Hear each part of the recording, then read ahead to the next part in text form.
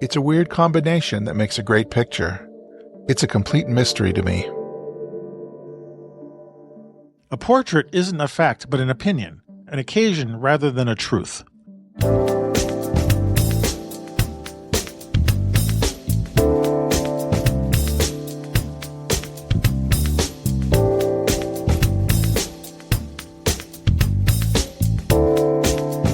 Hey, welcome to the Street Shots Photography Podcast. This is Antonio. And this is Ward. And we're at episode 244 for, what are we, the middle of December. Middle of December. Oh, 2025. Last show before Christmas? Last show before Christmas. Yeah, that's right. Yeah. Boy, went through a year quickly. What 244 is also the international country code for Angola. We're still in Africa. We're still in Africa. Yeah. I wonder if a lot of the country codes in Africa are in the twos. Yeah. Or 24, 247. Yeah. Interesting. Yeah. So hello, Angola, if you're listening. We're thinking about you right now. It's like, well, hopefully there's someone in Angola listening. I'd love to be that international. I actually could look at our stats and see where we're at. Any African nation would love to hear from you. Yes. That would be cool. That would be and really see the work cool. Coming from there, because oh my gosh, we're very, very Western centric. I would love to see some work coming from Africa. Yeah, I agree too. One of these days we'll get some work from all these other countries. We'll be such a big podcast. It'll be like we'll be international. Enormous. Exactly. Hey, I don't know if you know this, and this might be too much for the audience or something. I don't know, but I wanted to mention it. We on Podbean, we have all of our stats, and I decided to take all those stats as, I think I downloaded them as CSV, comma files. separated values. Yeah. And I dumped all the possible stats I could into ChatGPT. Was it ChatGPT or was it Notebook LM? I can't remember. Maybe both of them. I also took transcripts from a bunch of our shows and dumped them in there. And I won't get into the nitty gritty, but it's a really, really interesting way to check up about how the podcast is going. And it was a very dispassionate way of looking at the data. Of course, I had put it in like a narrative. So I had ChatGPT describe our show back to me in terms of the numbers and the stats. And I would have to say it sounded like a very impressive show that we have. Okay. But what it did say was that these large language models are trying to make you feel good. Yes. And they're trying to make them like you. Yeah, they're all they're vying for our attention and love. Yeah. It did say, which I believe is true, because I was able to feed it in, I think, stats from the time I started the show about how the audience is a loyal, sort of a solid, loyal group of listeners. We don't have these giant peaks. We're not, making thousands of views. We just seem to have this constant amount of people who are listening to us every month. And when I saw that, I was like, my heart warmed when I saw that. And I was really happy to hear that kind of information thrown back to me. And it made me think that I, never had a chance to thank all the listeners who stick with us for all these years. Thank you. It's really impressive that we are making some sort of, impact on people out there. And again, it's not, I don't think we've ever been in here to try to get, thousands and thousands of people to listen and ads and stuff like that. But, we seem to have this nice core group of people who join us in our theater of the mind, twice a month. Theater of the photographic mind. But I would recommend that, if anybody has to do those kind of things, throw stats into one of the AI things and have it come back to you with a narrative, not just like summing up all that stuff, but say, make a story about all these numbers and it was very interesting. I'm not going to post it because it's just it's more of our inside information. But Hmm. I did want to share that as I was thinking about it now. So anyway, Very cool. so yeah, how are you? I'm doing well. I think we both had snow since we talked Yeah, before, yeah, and yeah, so we're dealing. We're fine. yeah. No, things have been good. You've been Well, busy yeah, I've been lately. relatively busy. Yeah, Had a busy weekend, just different things to do, and we, 2 or 3 weeks ago, I think. When was the last time we talked? It's been a long yeah, time yeah. that Because we we talked, recorded together early. because Yeah. we had an interview show last time. But it was yeah, I think things were good. We're having a good early winter so far. How about you? When'd you get the snow? We got the snow 2 weeks ago, so it Oh, started, and it hasn't. It usually comes once or twice and then melts off. And this time, at some point in November, December, it comes and it stays for a little while. uh, So, yeah. yeah. I'm not used to December snow because in New York we just weren't getting snow Mm. that late in the year, and so having it here, and then having to shovel. Oh yeah. Well, It's like, you know, and I'm you got aware to that work your like, upper body somehow or other. Mm. yeah, I'm also aware that I've heard of people dropping dead while they're shoveling snow, and so Yeah, it's an occupational hazard. occupational hazard. Yeah, great. Yeah, this is why I've been watching YouTube videos on electric shovels. Ah, I see. Yeah, so I've got a few bookmarked, and I was like, "Oh, that one's interesting." I haven't looked at the prices yet, but they don't seem to be good for heavy wet snow, but for just the regular stuff, I think the stuff that we Nothing's would good have for heavy wet snow, including humans. So, right, right, yeah, at some point, you're going to have to help it out. Yeah. yeah, and I did actually. This is the first time my car has been exposed to snow because I've in Brooklyn and we had a inside garage space, and so Right. it never got snow on it. Now it's getting all this snow and blech on it, and I'm hoping Make sure that windshield is clean before you start the wipers up. They'll stick to I the have to windshield. And I have to clean the inside of the windshield. That's the next thing I got to do. But yeah, we had some snow here. The roads are icy. I'm not an ice driver yet, but I'm driving very carefully. Someone told me if Mhm. to drive on the ice, you have to think that you're carrying a bowl of grandma's soup, like like a big Well, pot of soup, and you walk slowly, you stop slowly. yeah, there's a TV show here that there was some popularity on the Canadian Discovery Channel. It's called Canada's Worst Driver. And so they'd have the worst drivers that could come from all over the country come together and get taught by different instructors and different. One of the tests they did was they would put a full aquarium over the sunroof of your car, and you had to drive gently enough so it didn't slosh.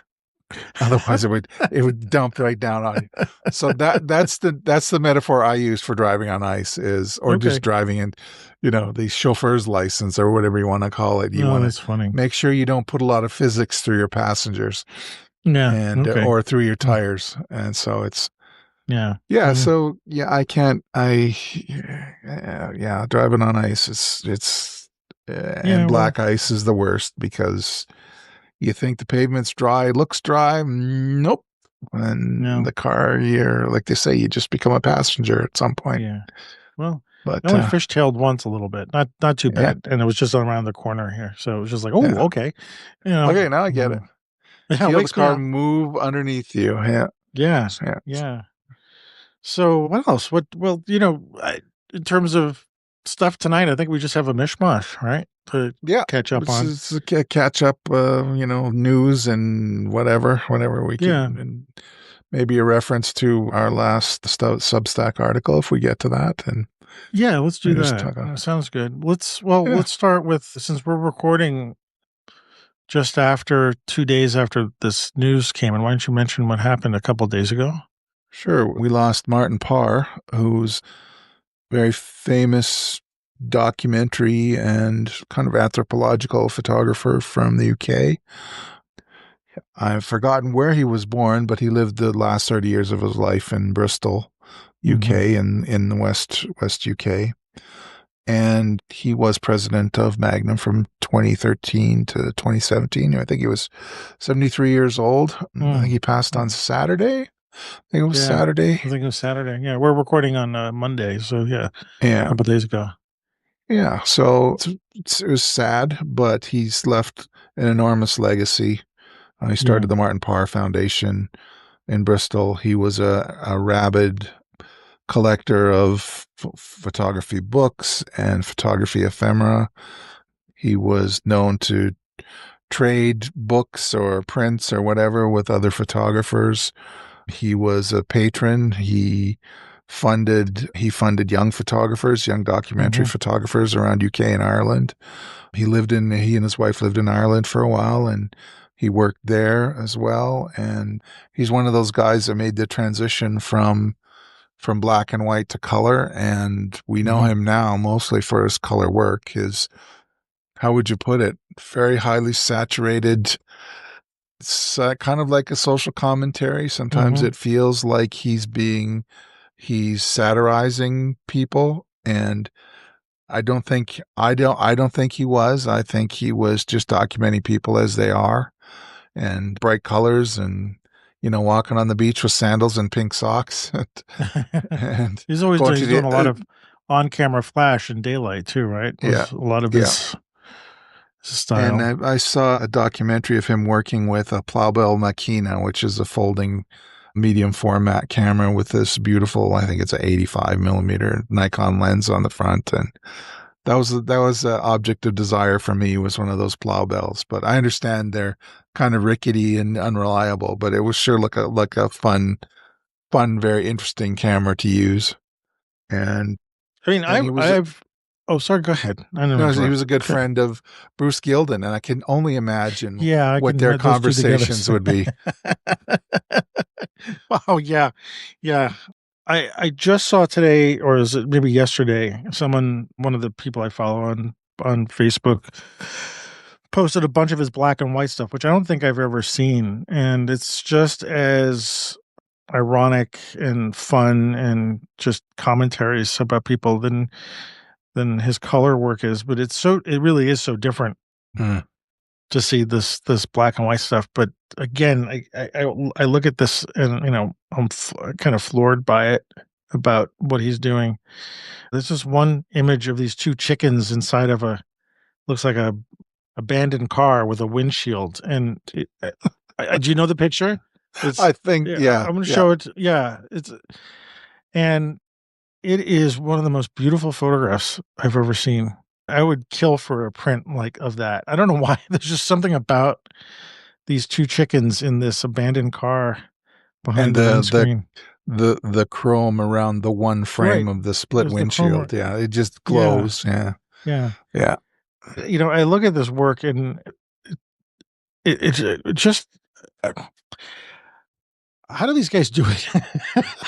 Well, And I've got a bunch of things. I got some things to say about that with other photographers, but what amazes me is there's no special effects. It's just observation, camera, and lens. mhm. And understanding where to put things in the frame and being at the right place at the right time.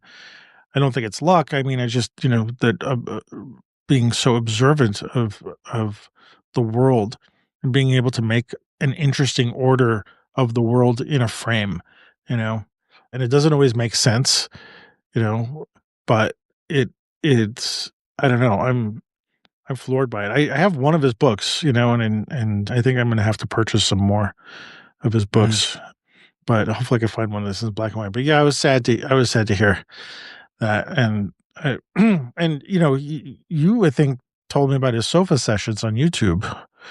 Yeah, It, so he would bring, or people would visit the Martin Parr Foundation, and they'd sit in his, like, where in the room, one of the rooms where his photo books are displayed. He has a big couch, and he sits there, and he has a gab session with, it's mostly photographers from the UK who visit, but he's had his friend Bruce Gilden on. He's had Chris Killip just before Chris passed away, another documentary photographer of, among other things, the Margaret Thatcher years in the 80s and the Mhm. age of excess and glitz and all that kind of stuff. And just, getting people's backgrounds and sitting in a comfortable comfortable place and just letting photographers tell their stories. I think that was another part of his legacy that I think was interesting, compelling about him, and how Mm. he's given us this, kind of gift of, in my interest in history of photography, it's great to have that and talking with the guys and Yeah. guys and girls that do that actually do the work. So yeah, Yeah. I'm very sad. He and I had the same birthday, actually, May 23rd. Really? So yeah, he was born 12 years before me. No, yeah, 12 years before me. So, Yeah. Oh, wow. but Well, anyway, anyway, our condolences to friends and family if any are listening, and for all the people who do enjoy his work.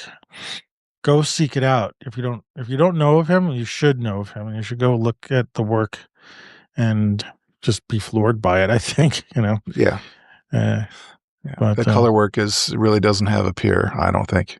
yeah, no, I So agree. I agree with yeah, that. So, all right. But what was I going to say? I did want to mention something that hmm just popped up for me. So, I moved here to Nebraska. For those of you who are tuning in for the first time, I moved from Brooklyn, New York to Nebraska, Lincoln, Nebraska. and About both sides are asking, why would you do that? right. Why would I do that? I won't go into the reasons, but I am constantly finding new and wonderful things here that I Mm. didn't expect at all, and especially from myself Hmm. as well. And maybe we can also this might tie in with our Substack Okay. thing that we want to talk about in a little while. But anyway, so this past weekend we went to a Christmas market in sort of the outskirts of Lincoln, in this really beautiful greenhouse, like this giant greenhouse built for growing plants for like flowers and plants for I guess decoration, house plants Mm-hmm. and stuff like that. Mm-hmm. So the light was beautiful, by the way, and I did walk around with my camera in black and white and try to do some street kind of photography stuff there because I'm finding that's kind of fun to do that in these markets.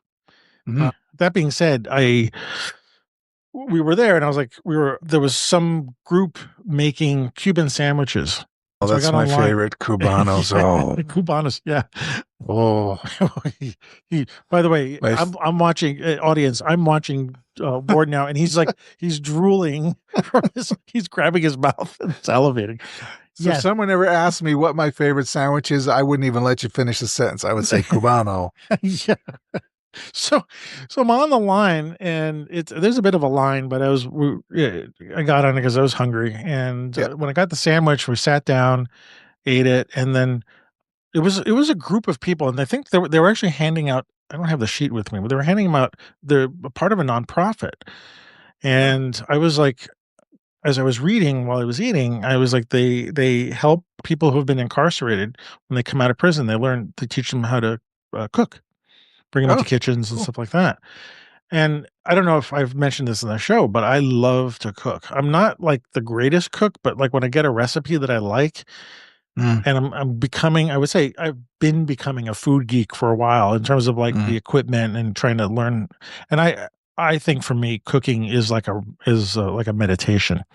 mm, Like every time I like stand in the kitchen, and I start cooking a recipe, and I've got all the mise en place together and all that kind of stuff, and I start putting this stuff together, and I'm like, and then when I'm done, I've made this great meal it's just incredibly satisfying. So anyway, that's sort of running around in my background a lot. mm, So when I finish a sandwich, I walk back to the stand, and I said to the guy, I said, I really appreciate what you're doing for all these guys, and I think this is great. And I said, if I was religious, I'd say you're doing God's work. I was like, mm, and he really appreciated that. And just out of nowhere, I said, first of all, I said, are you going to be in Lincoln? Are you setting something up? He's like, yeah, they're trying to get a space and stuff like that. And I said, look, if you need any kind of photography done, like, let me know. I'd be really happy to mm. like help you guys out.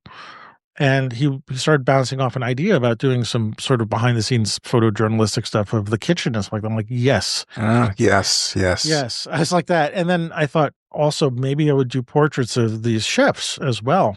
And he thought it was into that. So I'm in a pending moment. I'm waiting for a back and forth email. But I did start to think about, like, all of a sudden as I was walking away and I was telling Angie this, I was like, this is what I want to do. Like, I think Mm. I've been floundering, not floundering, because it sounds like I don't have my way here, but I've really been looking for something that feels like something I want to do here. And I thought about doing portraits of people. I still might do this, portraits of people who've come from other places to Nebraska, because Hmm. so far a lot of people I've met are from other places, which is really interesting. It's like, and I was thinking about doing a portrait series of that, but then I thought, man, how much I love kitchen stuff. And I would love to be in a kitchen watching people cook and imagining doing portrait series of people learning this stuff for the first time and getting on their feet again, or whatever the process is that Hmm. this nonprofit is doing. So I'm like, I want to do this. Yeah. And Sounds great. I was even thinking, like, what would it be like to pull out the 4x5 and Oh, I'll go and all uh, formal. do formal portraits. I mean, I can't do the behind the scenes stuff like with the 4x5. I would do that regular. Hmm.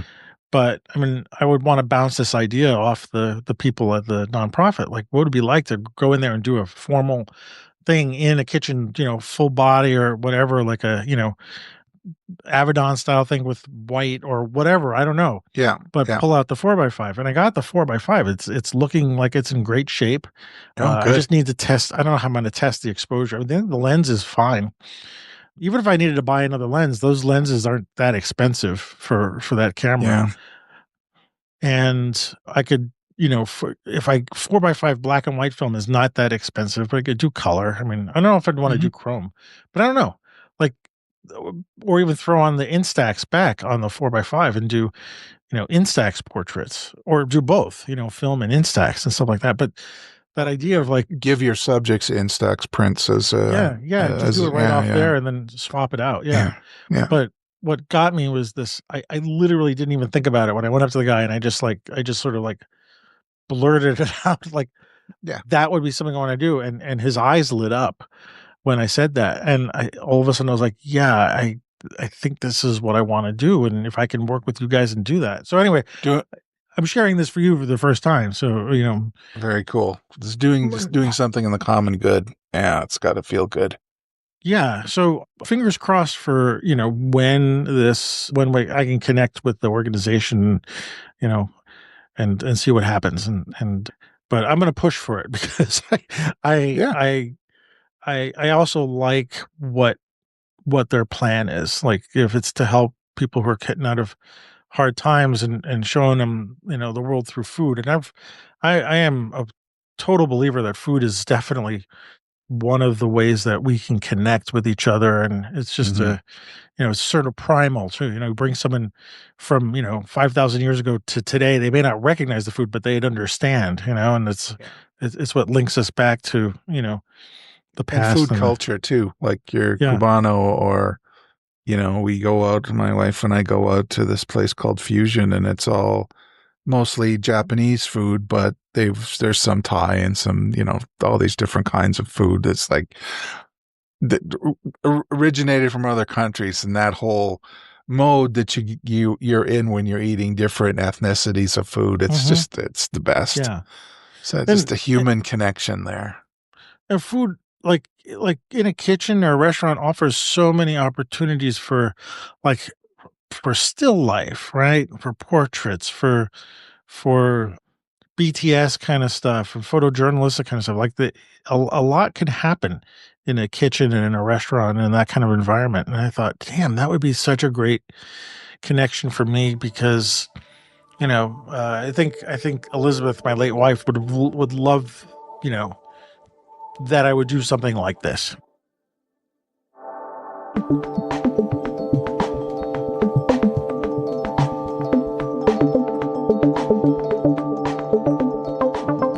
What's going on with you with what's your shooting experience? You got something to tell us. Yeah. So we talked about it a little bit, I think, before the conversation we had with Jamie. Jamie Price, who was the motorsport photographer, was talking about going to shoot some speed skating. Yeah, yeah. And I would say, and now this is maybe the third or So fourth this is time, this is third the time. post mortem, right? Of this. This is a post-mortem of this, yeah. So this is maybe the third or fourth time that I've shot speed skating, and I've really reflected back at it more this time because I think I was the most present I've ever been at this venue. And I would say if you're at a place where there's like, we're very fortunate in Calgary is that we had the Winter Olympics here in 1988, and so there's Mhm. some legacy venues left behind, and one was the speed skating oval at the university campus here. And I worked at the university during the time that the Olympics were going on, and so I have this kind of almost personal connection to the venue, which I forgot Mhm. about. I remember seeing Katharina Witt. I don't know if you remember her, the German figure skater. She was like 10 feet away from me in the food court, like back when the security wasn't quite like it is now with Yeah, Olympic yeah, yeah, athletes. yeah. But there's this, this winter connection I have to the Olympic Oval and going in there and seeing it. And it's because it's the event that's in Calgary is a World Cup event. So it's the international tour. So Mhm. they just came from, I guess they just came from, where were they? Lake Tahoe or something. And then they came to Calgary, and then they were going to go into Europe somewhere. And then they were going to go to the Netherlands. And it was like, this is really, they jump all over the world, like weekend to weekend over the winter. So the venue, because it is an Olympic venue and all the colors and the ads, and because it's this multinational organizations and companies sponsor it, it really feels like the Olympics.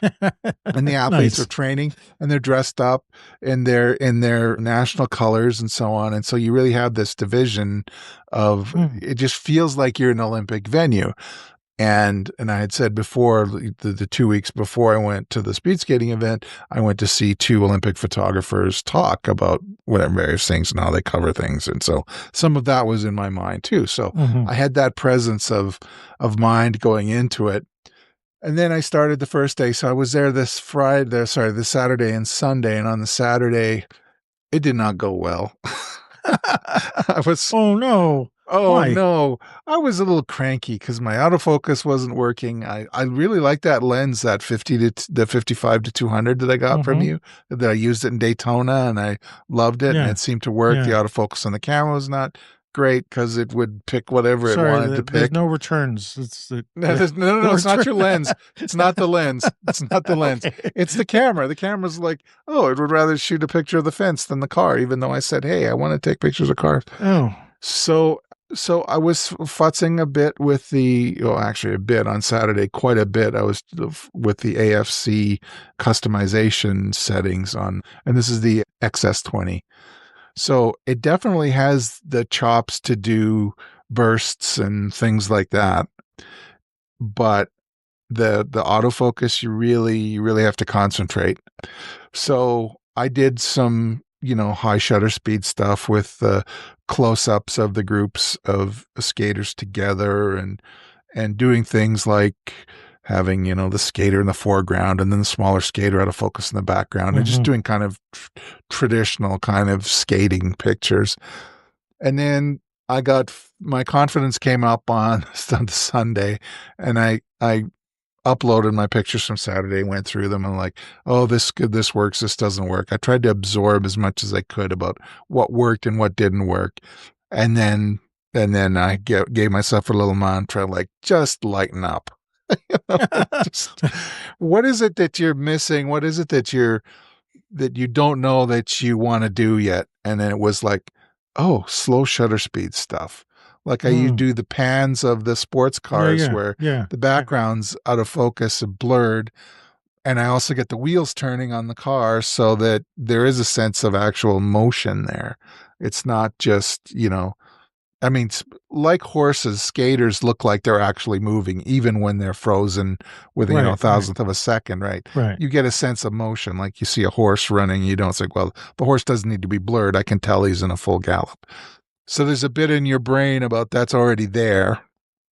But I'm going to try some kind of abstraction or some kind of impressionistic thing. I'll try to leverage the color, although in my head I had black and white, like kind of Well, black. you posted like a handful of black and white pictures that I saw that I really liked.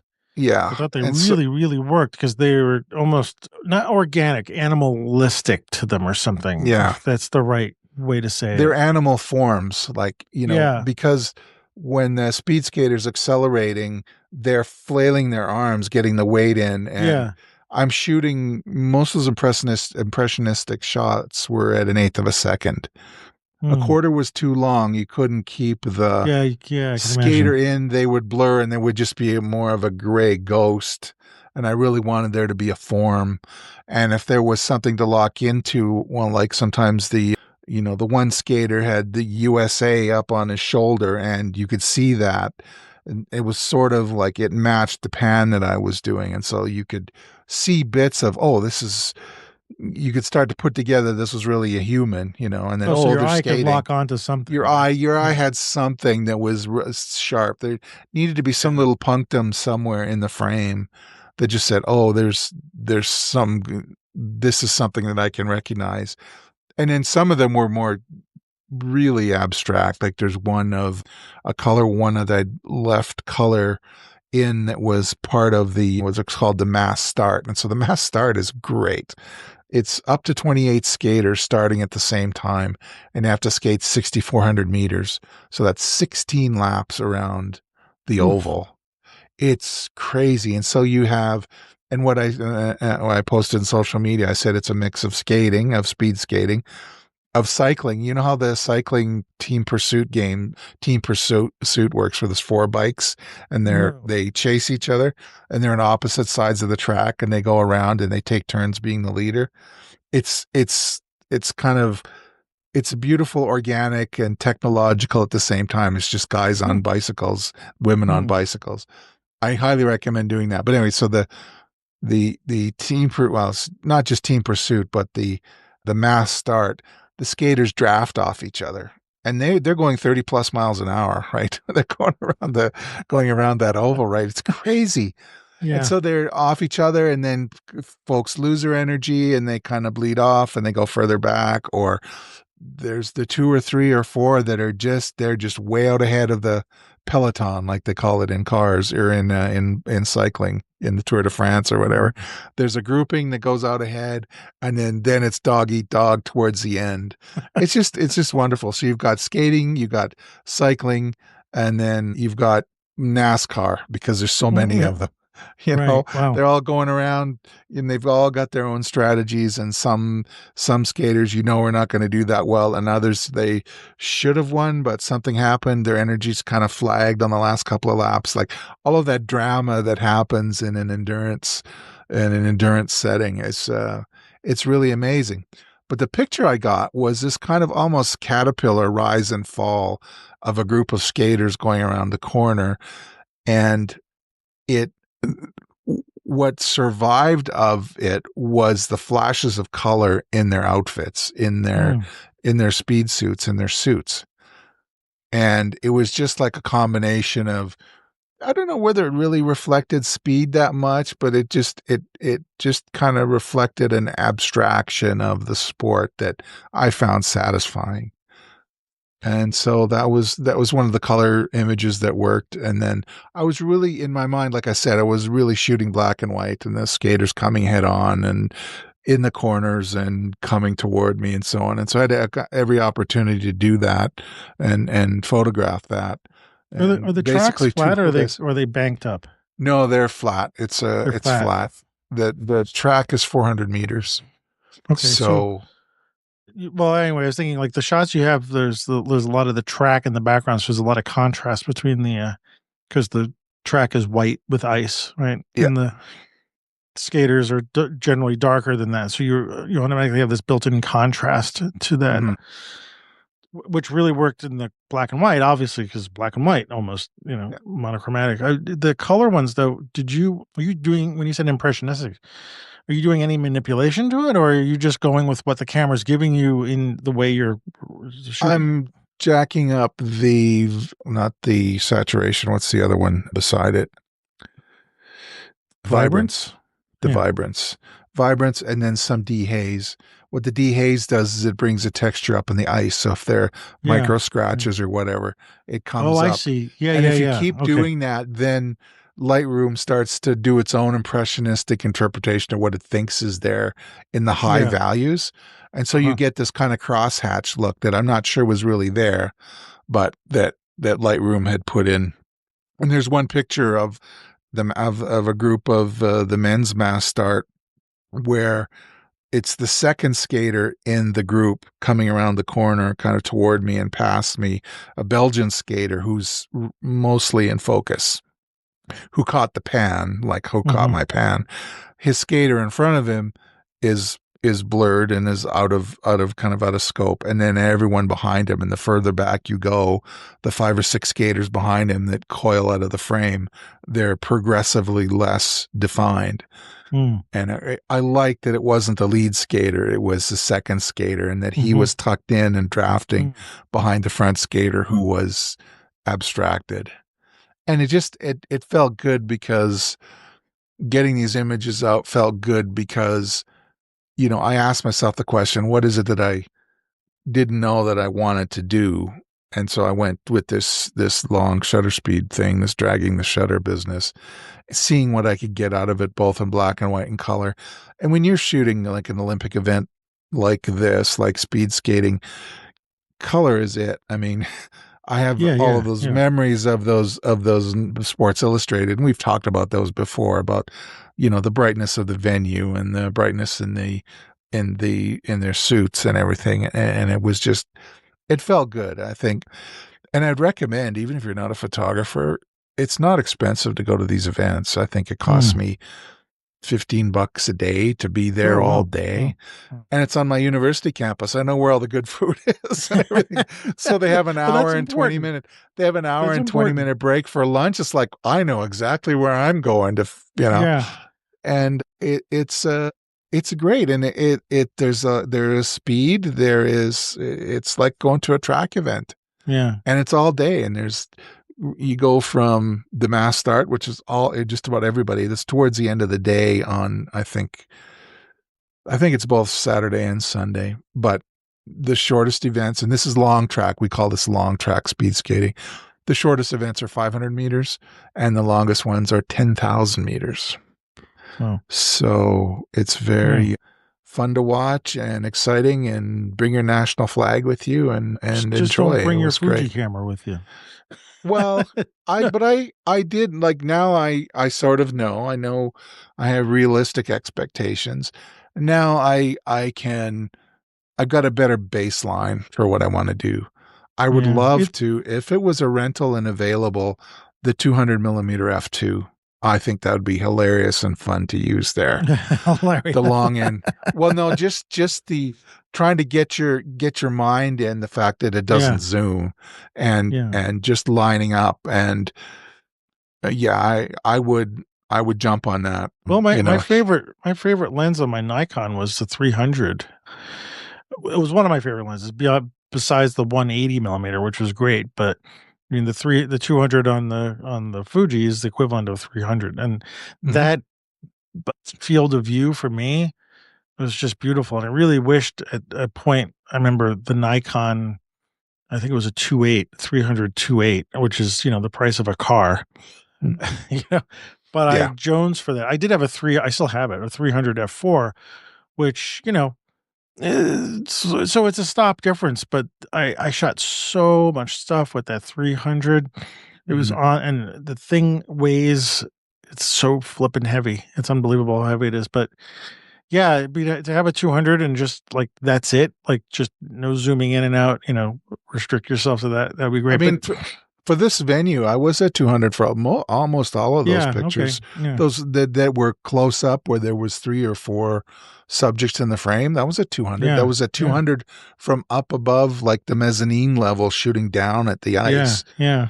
Not bad. I mean, They it was did they did tighten up access to the floor. I used to shoot from the floor the last 2 times I was there. I could shoot right over the cushions at the skating, and they've reserved those now for media. Although when I looked at the media, time to get a badge. well, I mean, I looked at what the requirements were, and they weren't nearly as tight as the other events like hockey and curling here. Hmm. And so I could say, well, we've got the rodeo book. We do a podcast. I could be considered as a freelancer. Yeah. So I might go down that route next time. See if I can get away with Are you it. going to do more winter sports as they come up in the next I couple don't really months? have. I'm not that confident walking up and down ski hills or anything like that in order to do that, Mhm. or biathlon. I think I'm fine right now with speed skating just because it's inside and Mhm. it's long. I like the. I don't know. It's like racing. Yeah. It's just Well, it's the sport that reminds me much of auto racing and all that kind of stuff.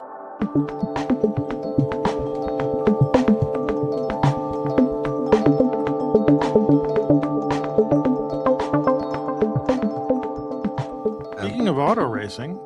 Yes, yes. Sorry, I was going to segue into the Oh, Can we go do for it. just a short debrief for me and the Okay, audience maybe okay. for So from last episode? now what happened was it was a combination of fanboying, I suppose, and the fact that this auto racing, particularly endurance racing, which I'm a fan of, a rabid fan since Mhm. whatever the 2000s. It's a very technical, obnoxiously technical sport. And it's not just who wins and who lost and what team and where you're from and all that kind of stuff. Right, There's a right. whole lot of technical jargon and context around it that I thought the conversation we had with Jamie last time, we kind of just went out Jamie into the Price, who was on stratosphere. Jamie Price, yeah, who was on our show on our show, yeah, and he had a great book which I love, which I'm going to It's cherish great. It is a because, great book. Yeah. Yeah. and it's not great in the way you might think a sports photography book might be. It is different, and that's part of its real charm, I think. But no, we just got off into the weeds about the different times that you go and shoot. I talked about the questions I asked him was about the roar before the 24, and that was supposed to be a media event at Daytona the week before the 24 Hours of Daytona race takes Mhm. place. Mhm. And the way Jamie works is he has customers. Some of the teams are his customers, and so he was he was kind of bemoaning the fact that he was so busy he couldn't enjoy it because he had to serve news organizations and teams, and he had to go out on the track and take pictures of the cars when they're on the track and all this kind of stuff.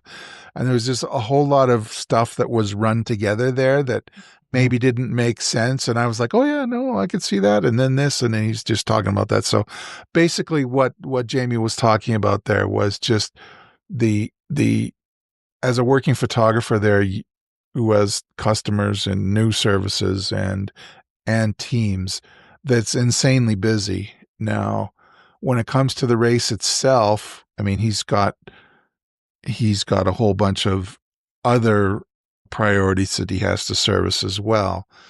But there is some downtime at night, and I think both of us talked about that a little, that you can take a break. Yeah. And basically that was it. I felt that the some of the techie parts of what we were talking about were kind of a little bit too techie. And then we were talking about the blue camera that he was taking pictures of, whatever, and it was this driver Rusty Wallace and his Miller Lite car, and all that is a blue car. It's just a blue it's just a blue NASCAR car, and his camera happened to be was supposed to be a takeoff on that Rusty Wallace. And it had the Okay. ad on the hood with the beer, whatever. I So loved that's what having him that was on. about. I loved having him on, and it's not my wheelhouse, so much. It was nice having you sort of walk us through the world a little bit. Yes, you did say it was a little inside baseball, Yeah. and it. I think you guys did a good job of bringing some of that to the rest of us who don't know this world, and his photography with I don't want to say disposable cameras, but that's the best description of them. These little plastic cameras Mhm. that he's taking with him into the race while he's doing all this other work, and then he finds these moments to pull that little camera out. I think that's where the connection can come from, away from the technical Mhm. racy sports thing, and that we can sort of all understand that, at least a lot of us can. So, but it was interesting to hear you guys, go off on the and I could picture some of it, mm, but that's what I like about his book, because it's not just about, I mean, like, if you're a racing fan, you're gonna love the book. I think if you're Mhm. not a racing fan, you get it. Like, you get what's going on. You get the kind of snapshotty And fun. I love that it's chronological because Yeah. he shows, if you read the captions, which you don't have to, but if you do, they're grouped in events. So he's at a race weekend, and so the early pictures are early in the week, and then he gets to the race, and it's very clearly he's shooting during the race, and then a celebration or something after, where there's champagne and the podium and all that sort of thing, right? And so, yeah, I think it's great. It's a journal, and it's like I say, the pictures were very summary and interesting and full of detail. I still can't get over, Yeah. the one race where there's Lewis Hamilton. I think he's sitting on the tire of his Mercedes, looking down, kind of looking down pensively. And it's like, you're in Parc Ferme with Lewis Hamilton, and you're going to take a picture of him with a plastic camera. Like, this is great. This is a Yeah. great thing. And by the Yeah. way, he just did his last Formula One assignment this past weekend at Abu Dhabi. So now Oh, really? he can rest. So he's probably He back can home now. he's gonna have Yeah. his time for, family and Yeah. Have stuff. Yeah. Oh, Christmas with the good. family and then get ready for the Roar Before the 24, which is coming Yeah. the second or third week of January. Yeah. Well Yeah. well, I'm glad, hopefully we'll get, I would love to have more sports photographers on the show too, because it's a admittedly, it's a world that I don't pay that much attention to. And Mm. I've only gotten a lot of it through you and your descriptions of the stuff that you've photographed. And I don't know if I ever told you once, a long time ago, it was between high school, junior high school, and high school. Mhm. And I went away to this program at I can't even remember, the Empire. Sorry, it was New York State something of the arts. Anyway, I got to go to Buffalo, New York for, I think it was like 6 weeks, in a photo workshop, something. Anyway, Wow. there was a bunch of us kids who were going into high school. I think because I was going into the High School of Art and Design, I got picked to this. And anyway, we did a lot of photography things. We were getting projects and photographing. We were on the campus there at SUNY Buffalo. And one Mhm. time we got called, a small group of us got called to photograph the Empire State Games, which was New York State's version of the Olympics. Wow. And we went to some place, I don't remember where, and we all got assignments every day to photograph, this event or that event. And I don't know where those pictures are. It's like I don't know if I had to give up the negatives for that. I can't remember. But we got to photograph gymnastics and soccer and a whole bunch of other things. I can't remember. So, but I think I was using I think all I had was my Pentax with a 50 and a 135 on it. And so it No, wasn't. 135 will get you there. Yeah, well, and we had access too. We had badges, and we could go on the field. I mean, it was wherever, cameras could go, and I think we were supplied film and stuff like that. So we were like little Olympic shooters, which was it was a lot of fun.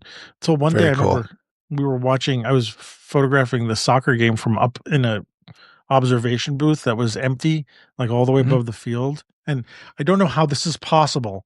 And people might not believe it, but like we were up there and I was climbing up there and we were setting up a shoot and I tripped over a cable and all the lights in the stadium. And I don't know if that was coincidental or just something. And I can't remember how.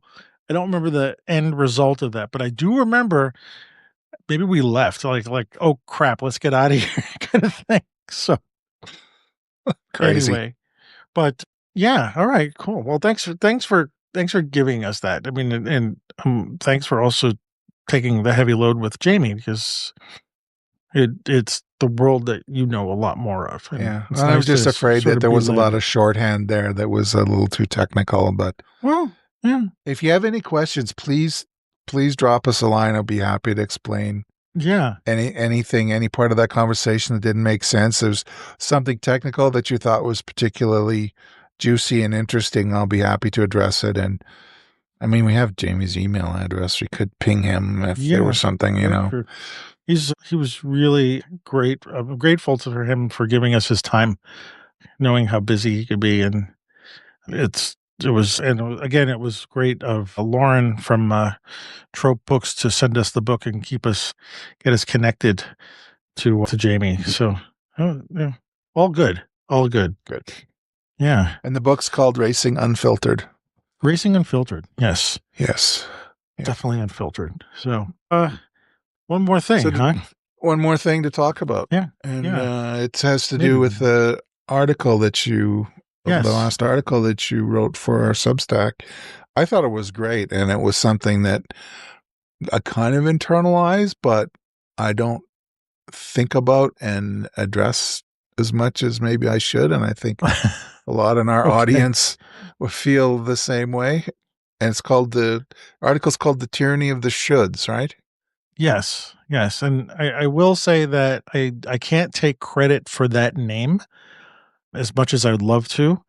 It did come from actually came from a therapist some time ago, and in relationship to how we sort of have this dialogue going around in our head about how we should be. We should lose weight, we should get a job, we should X, Y, and Z, And I thought, well, how does that translate to photography? And I thought it was a perfect fit because it really translates to every part of your life, I think. So why not photography? But the idea was that, you we hear this all the time. You watch a YouTube channel and you're hearing it. You should do this. You should shoot raw. You should shoot manual. You should shoot in color. You should have a portfolio.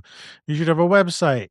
And even if I'm not saying it explicitly, that's what's going on behind the scenes. That is, you know, what's it's always running around in your mind. It's always, at Mm-hmm. least for me, I think it's a lot that's been, that little voice in the back of my head always saying that. For me, actually, I remember, I don't know if I put it in there, but like when I was doing stock photography, I should shoot verticals. I should make this picture more commercial. I should leave space for type.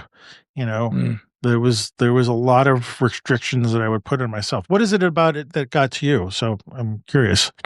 Well, just that you have the mindset of someone says, well, you should, sell your work on your website and kind of be aggressive about it. And I'm thinking, I could make fine prints. That's fine. My mind so much is, what really interests me is the process of getting to the presentable JPEG at the end. It's the shooting and the post and the posting to social media and to the website. It's not so much of I need to feel like I need to change the content of my work so that I think it Mhm, might mhm. sell more.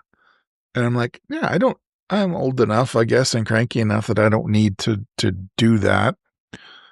So yeah, yeah, I Okay. don't need to go down those rat holes, Rattle.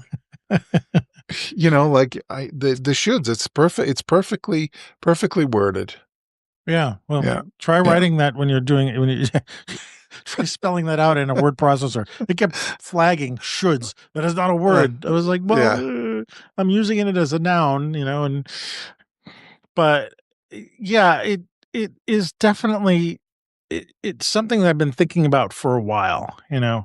Even before I moved here. It was you know the the idea that I need to have this guidance or this, well, tyrannical voice tell me what to do, and it's always within me, you know? It's not necessarily coming from the outside. The outside doesn't help all the time, you know what I mean? Like, you No, can no. hear these kind of things, but I I I did want to sort of throw that out in the world and see if there's anybody else who was kind of feeling the same thing.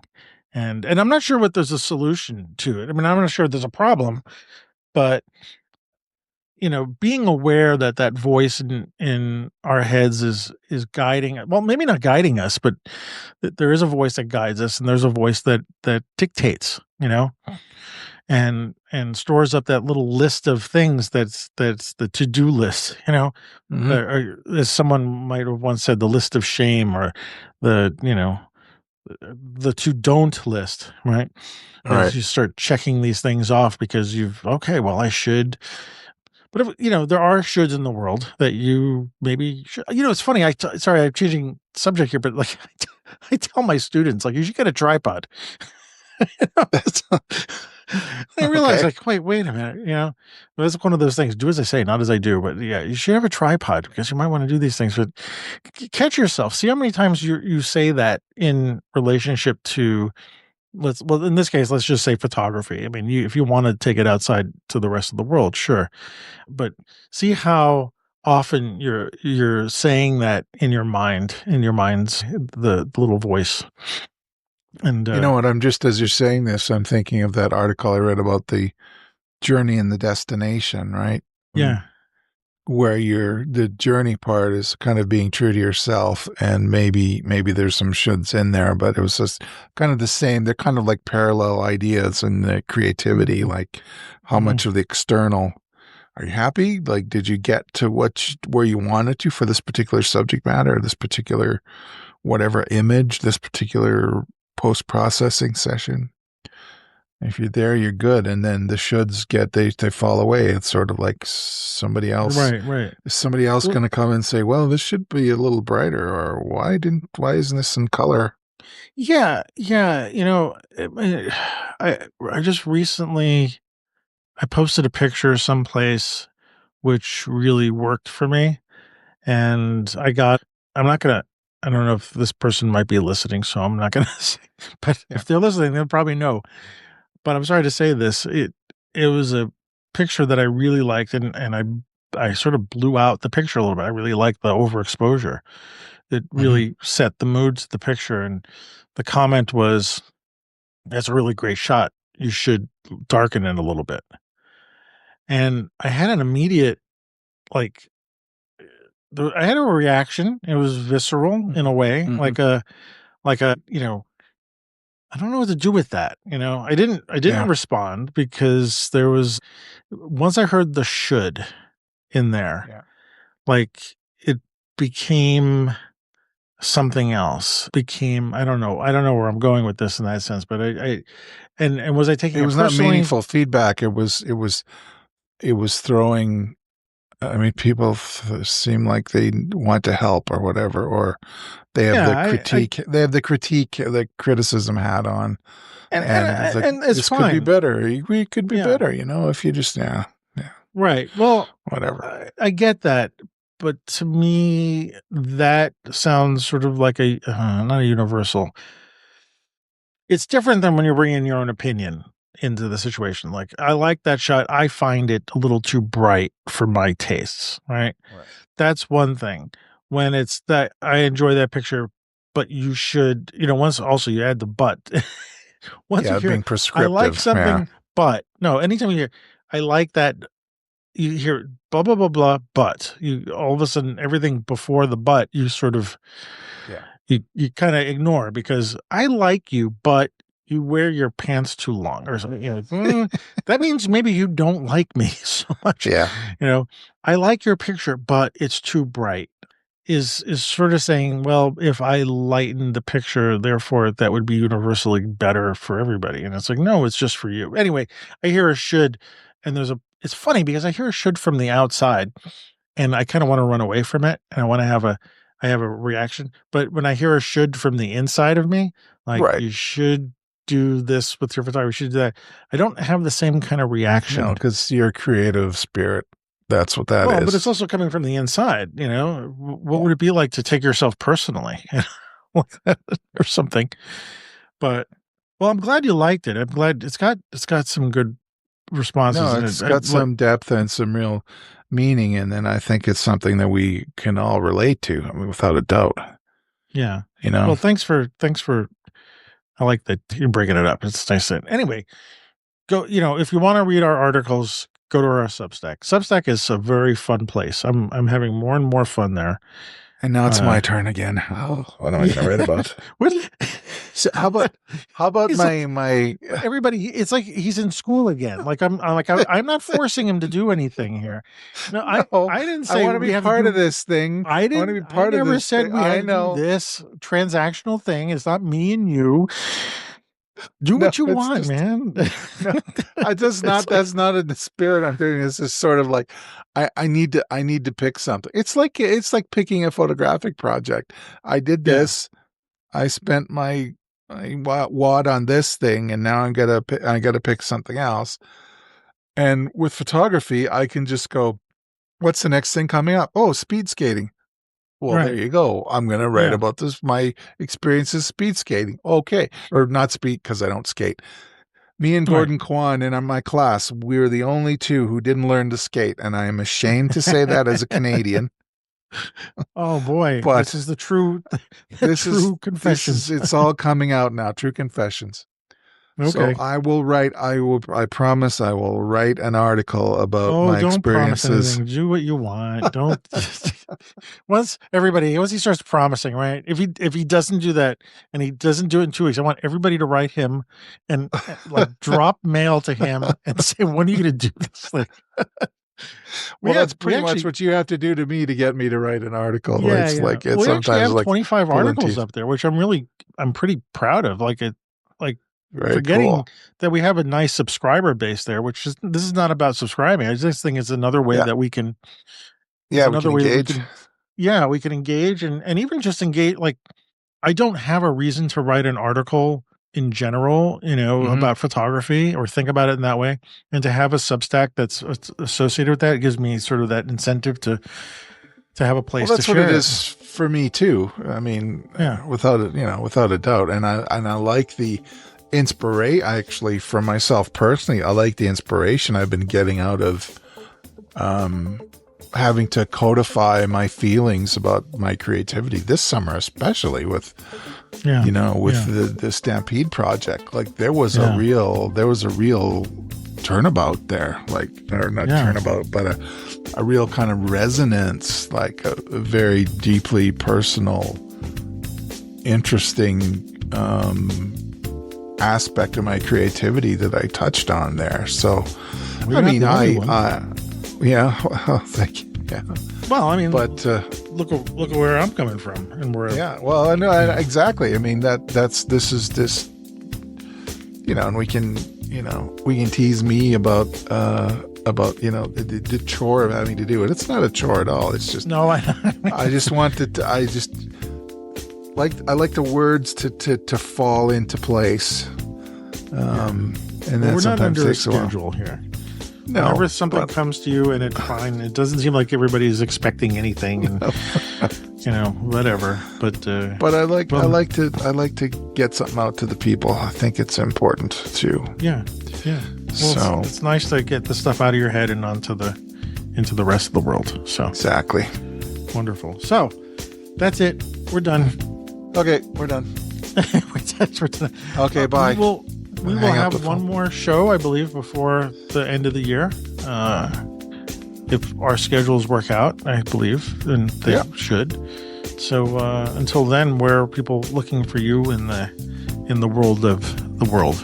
In the world of the internet, so you can find me on Vero, Twitter, and Blue Sky on @WRosinPhoto. That's WROSIN photo. Instagram, which is where I put pretty much everything that comes out in my stream of consciousness, is Ward Rosin Fine Art. Facebook, you can find me at Ward Rosin Photo. And my website, which is still under construction, but that's okay. I'll get to it when I get to it, is rosin.ca. And how about you, Antonio? Where can we find you? Yeah, well, I'm on Blue Sky at AM Rosario, Instagram at AM Rosario Photo, which I'm using very gingerly these days, but that way I don't hate it so much. But my website, I'm in love with it. It's amrosario.com. I'm very happy with it. And Facebook is Rosario Photo, facebook.com Rosario Photo. And as we were talking about our Substack, come and subscribe to our Substack and see all the stuff that's coming out of our brains. Or read it all whenever we feel like it. No schedule, by the way. Exactly. Exactly. Streetshots.substack.com. And if you like our content, we would like you to maybe become, an honorable, honorable. What am I saying? Honorary. Yeah. Honorary. It's all right. It's all right. Honorable. I'm here for you. Producers. Yeah. There's the honorable producer. Yeah. There's the honorable producer. Honorable producer. Yeah. So yeah, throw us some chump change. You can buy me a coffee at buymeacoffee.com/Antonio Rosario. And I swear I put it all towards the production of the show, whatever we do. Or if it means a literal coffee, I'll buy one and sit here and have it. And so, next episode, I don't know. I don't want to do a year's wrap up, but we have a couple of things to catch up on. And I don't want to say what we're going to do, but I think we have some stuff to talk about. Have some ideas. All right. Yeah. But we won't be seeing each other until after Christmas, or we won't be seeing you guys or recording. So for all you guys who are listening and celebrating the holidays, however you do it, so Christmas and Hanukkah and Kwanzaa, or whatever you celebrate or whatever you don't celebrate. Festivus, even Festivus. I know Festivus. Yeah, for the rest of us. Yeah. Please enjoy that, and we will see you before the end of the year. And I'll share whatever gifts I get if it's photographic in the next show. Yeah. All right, people. We will see you in a couple. And Ward, have a good evening. You too.